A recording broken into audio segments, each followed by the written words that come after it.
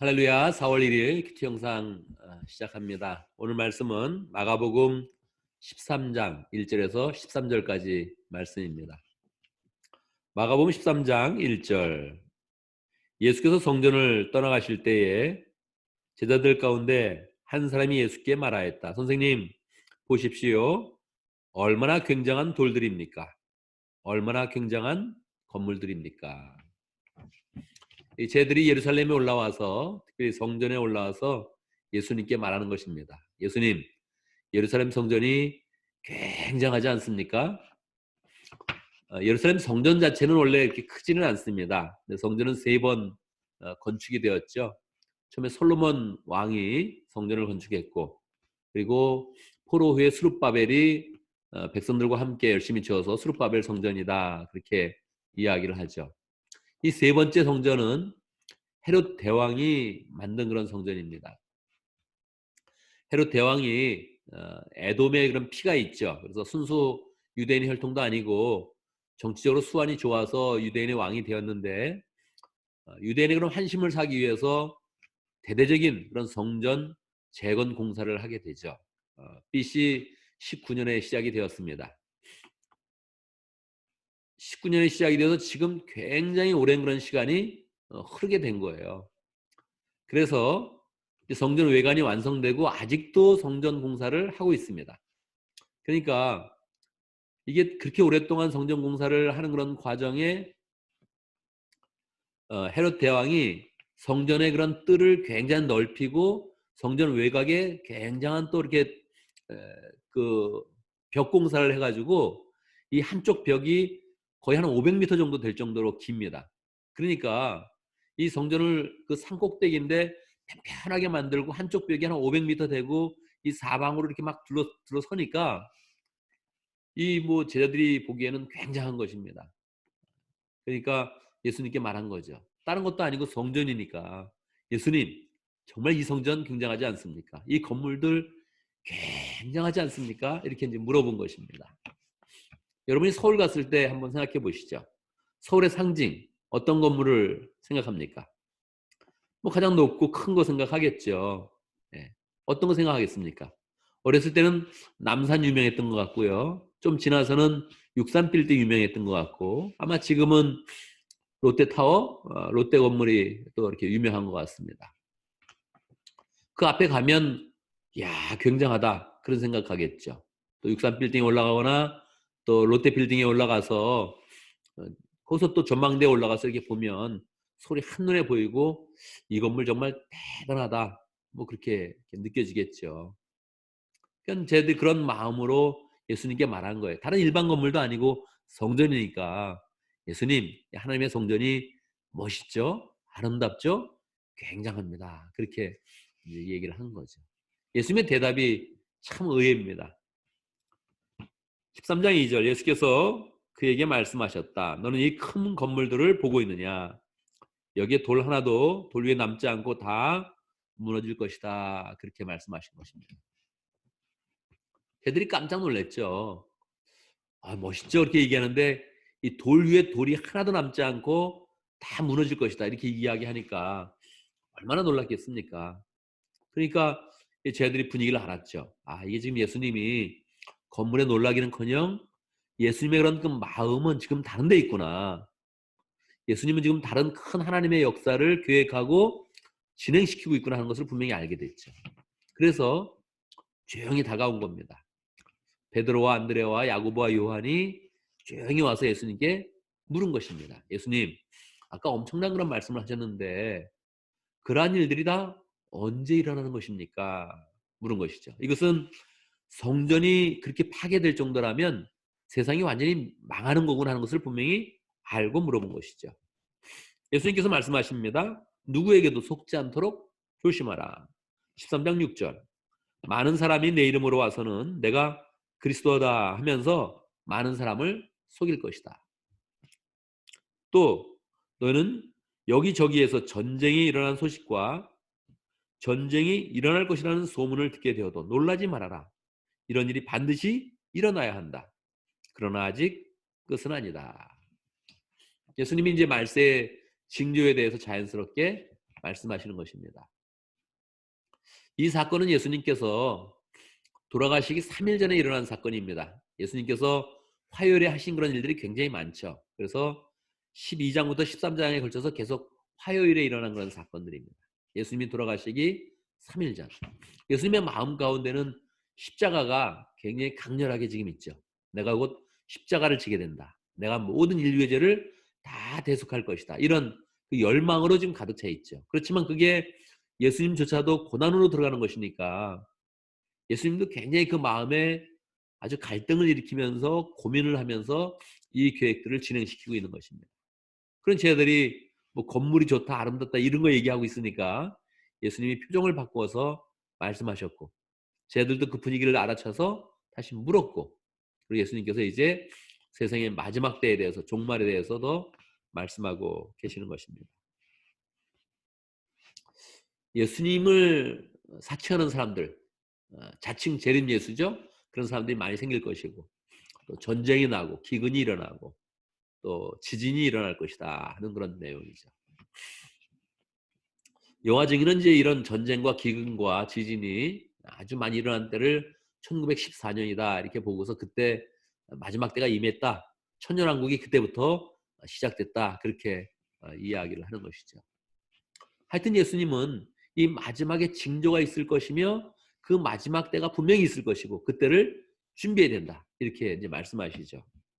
예수님이 말세의 징조에 대해서 말씀하실 때 가장 중요하게 하셨던 그런 말씀은 13장 10절입니다. 먼저 복음이 모든 민족에게 전파되어야 한다.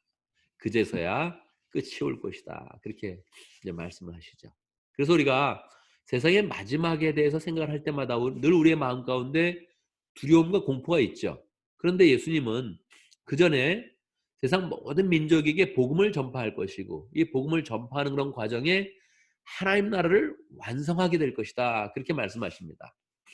여러분 세상의 종말이 왜 그렇게 어려움 가운데 오게 됩니까? 왜 전쟁이 일어나고 기근이 일어나고 지진이 일어나면서 세상에 이런 마지막이 오게 됩니까? 예수님께서는 비유로 말씀하실 때 그렇게 말씀하십니다. 임산한 여인이 임신을 한 그런 여인이 해산의 고통처럼 새롭게 되는 것이다. 그렇게 말씀하십니다. 마지막 때를 얘기할 때마다 임신한 여인을 비유로 두는데 임신한 여인이 해산의 고통 가운데 있는 것처럼 어렵게 된다는 거예요. 왜 그렇게 임신한 그런 여인이 해산의 고통을 가집니까? 죄 때문에 그런 것이죠. 세상의 마지막도 그러합니다. 세상이 마지막으로 어렵게 되는 것은 세상의 죄를 다 털어내면서 다시 하나님을 바라보면서 부활의 은혜 가운데로 들어가게 되는 것입니다. 그래서 우리는 세상의 마지막에 아무리 어려운 곳이 올지라도 예수님의 은혜에 의지하여서 이것이 어려운 것이지만 도리어 이 고통 가운데서 새로운 하늘과 새로운 땅을 맞이하게 되는 것이다. 이렇게 우리가 소망을 하면 좋겠습니다. 오늘 말씀에서 우리가 신경을 써야 되는 그런 부분은 첫 번째 주님의 마음을 알아야 된다는 것입니다. 주님의 생각이 어떠한가 이거를 잘 알아야 돼요. 그걸 모르면 주님 앞에 다른 소리를 하는 것입니다. 주님 건물이 멋있죠? 세상 대단하죠? 세상의 문명이 대단하죠? 이러고서 주님한테 다가가는 것입니다. 이 주님의 마음이 얼마나 아프시겠어요. 3일 남았는데 전혀 그것을 알지도 못하고 깨닫지도 못하고 다른 얘기를 하고 있으면 얼마나 어렵겠습니까? 우리가 늘 주님의 마음을 헤아리고 주님의 뜻이 어디에 있는가 이거를 생각을 해야 되겠죠. 두 번째는 시대를 좀 분별해야 됩니다. 이 시대가 지금 어떻게 흘러가고 있는가 이 시기가 어떤 시기인가를 생각을 해야 되죠. 우리 코로나 바이러스 때문에 사람들이 다 어렵다, 야 큰일 났다, 경제가 문제다 다 그렇게 이야기를 할 것입니다. 여러분 경제가 문제죠. 그렇지만 뭐 사실 우리가 그냥 소박하게 먹고 산다고만 생각을 하면 뭐 이렇게 대단한 게 아닙니다. 우리가 정말 소박하게 그냥 빵 한 조각 먹고 견디면 된다 이렇게 생각을 하고 집도 소박하게 산다 이렇게 생각을 하면 뭐 이렇게 대단한 게 아닙니다. 경제가 우리의 삶 속에 중요한 것이지만 그게 전부도 아니고 대단한 것도 아닙니다. 우리 인간은 경제적으로 그렇게 만족하는 존재가 아닙니다. 편안해지면 편안해질수록 더 많은 것을 원하는 그런 존재죠. 가지면 가질수록 더 많은 것을 가져야 안심하는 그런 존재죠. 경제가 대단한 것이 아닙니다. 영적으로 어느 시기에 있느냐 지금. 하나님이 영적으로 어떤 메시지를 주느냐. 이렇게 어려운 때 세상을 한번 하나님께 멈추셨는데 이 멈추는 때 우리가 무엇을 해야 되느냐. 이게 중요하지. 아, 이게 살기가 너무 힘들어졌다. 경제가 큰일이다. 마이너스 성장이다. 뭐 큰일입니다. 고통받는 사람이 정말 많죠. 어려움 당하는 사람이 많죠. 근데 그게 우리 인생의 본질이 아니라는 거 생각을 하면서 우리가 늘 시대를 자꾸 읽어서 하나님의 뜻이 어디 있는가. 이 코로나 바이러스 때문에 우리가 예배도조차 드리지 못하니까 정말 엄청난 일이죠. 근데 또 긍정적으로 생각해보면 가족과 많이 지내고 또 세상의 모든 교회들이 다 지금 가정교회를 하고 있는 겁니다. 예배를 가정에서 드리는 거죠. 엄청난 그런 일이죠. 호주에 있는 강승찬 목사님은 그런 말씀도 한번 하더라고요. 이 코로나 바이러스 때문에 온라인 영상으로 예배를 드리면서 VIP들이 예배를 지금 쉽게 드리고 있다. 그런 얘기를 한번 하더라고요. 그렇죠. 다 흩어져 있어서 온라인으로 예배를 드리지만 실제로 VIP들이 예배에 접근하기는 굉장히 좋은 때입니다. 그래서 우리가 세상적으로 어렵다는 얘기보다 이 시기에 영적으로 어떤 열매를 더 거둘 수 있는가, 어떻게 해서 우리가 영혼군에서 더 제자를 삼을 수 있는가, VIP를 어떻게 더 우리가 잘 만날 수 있는가, 조금 더 신경 쓰면 더 좋은 그런 일들이 우리의 그런 삶 속에 더 많아질 수 있을 것입니다. 마지막으로 예수님의 말씀 속에 속지 말아라 하는 그런 이야기가 있는데 우리가 정말 속지 말고 지혜롭게 행해야 됩니다. 어떻게 지혜롭게 행합니까? 예수님께서 말세에는 핍박도 올 것인데 그때 너희가 재판장 앞에 서서 어떤 말을 할지 고민하지 말아라 그렇게 말씀하십니다. 왜 그렇습니까? 성령께서 가르쳐 줄 것이다. 어떤 말을 해야 되는지 성령께서 가르쳐 주시고 성령이 그 옆에서 인도하실 것이다 그렇게 말씀을 해주십니다. 그래서 우리가 속지 않고 지혜롭게 돼야 되는데 여러분 사기꾼에 속는 사람은 항상 똑똑한 사람이 속습니다. 어리석은 사람은 정말 바보 같은 사람은 사기꾼에도 속지 않는다는 거예요. 왜? 사기꾼이 하는 말을 알아듣지 못합니다. 사기꾼이 내놓은 그 미끼에 빠져들질 않는 거예요. 머리가 이렇게 돌아가지 않는 거죠. 자기가 똑똑하다고 생각하는 사람이 사기꾼에게 속고 사기꾼에게 꾀임에 빠져들게 됩니다. 세상적으로 똑똑한 거 아무 소용없습니다. 우리가 늘 영적으로 새롭게 돼서 성령의 인도함을 받아서 성령이 주시는 그런 지혜, 그 지혜로 충만하겠다 이렇게 마음을 먹어야겠습니다. 함께 기도하겠는데요. 말씀을 기억하면서 또 기도합니다. 말씀 마치고 여러분이 각자 열심히 기도하시기 바라고요. 4월 새로운 달이 시작되었습니다. 4월 한 달에 우리가 더 좋은 영적인 열매들을 많이 맺을 수 있도록 하나님께서 안전하게 우리를 지켜주시고 우리는 또 하나님께 지켜주실 때마다 하나님의 일을 더 잘 감당하는 복된 삶이 될 수 있도록 코로나 바이러스 때문에 고통받는 사람들 많습니다. 우리가 돌아보며 축복하며 기도하고 또 하나님이 우리도 안전하게 지켜주시고 안전하게 지켜줄 때마다 우리가 주님이 주시는 사명을 잘 감당할 수 있도록 4월 달에 부활의 계절입니다. 우리가 부활주를 잘 소망으로 잘 맞이하고 또 주님의 고난에 동참하면서 이 부활절을 더 뜻깊게 잘 맞이할 수 있도록 특별히 우리 교회는 4월 달에 교회당을 또 잘 찾아봐야 됩니다. 우리 교회가 베들레헴 교회당을 한번 정리하고 새롭게 교회당을 찾아보기로 했는데 하나님께서 또 이 시기가 좋은 교회당도 만나고 또 좋은 영적인 센터도 잘 정하면서 우리는 또 영적으로 부흥하는 그런 한 달이 될 수 있도록 이렇게 함께 기도하겠습니다. 큐티 영상 마치고 함께 기도하고요. 이 시간 제가 먼저 대표로 기도하고 그리고 마치도록 하겠습니다. 하나님 늘 우리에게 새로운 지혜를 주시고 또 성령으로 인도해 주시고 우리를 구원의 그런 길로 인도하시니 감사합니다. 하나님의 인도하심을 받으며 늘 구원의 은혜 가운데서 지혜롭게 되게 하시고 예수님의 마음도 헤아리면서 우리가 해야 할 바를 잘 깨닫는 복된 하나님의 백성들 될 수 있도록 인도하여 주시옵소서. 주님 우리에게 4월 1일 새 달을 허락하여 주셨습니다. 감사합니다. 소망 가운데 새 달을 맞이하며 하나님의 은혜 가운데 살아갈 수 있도록 역사하여 주시옵소서.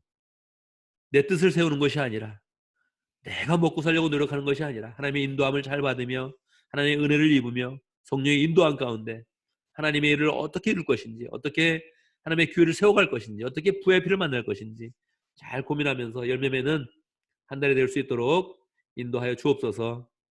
코로나 바이러스가 계속 확산되고 있습니다. 하나님 국률 여겨 주시고 미국을 국률 여겨 주시고 하나님 앞에 겸손할 수 있도록 인도하시고 회개란 망가질 수 있도록 역사하시고 하나님 또 우리 믿음의 식구들을 안전하게 지켜주시고 그 가운데서 하나님의 은혜로 하루하루 승리할 수 있도록 인도하여 주옵소서. 주님이 지켜주시면 지켜줄수록 더 주의를 잘 감당하는 복된 하나님의 백성들 될 수 있도록 역사하여 주시고 우리 교회가 또 큰 기도 제목이 있는데 하나님께서 은혜 가운데 역사하셔서 좋은 교회당 잘 찾게 하시고 하나님의 은혜 가운데서 영적인 센터를 만들어갈 수 있도록 역사하여 주옵소서. 예수님의 이름으로 기도드리옵나이다. 아멘, 아멘, 아멘.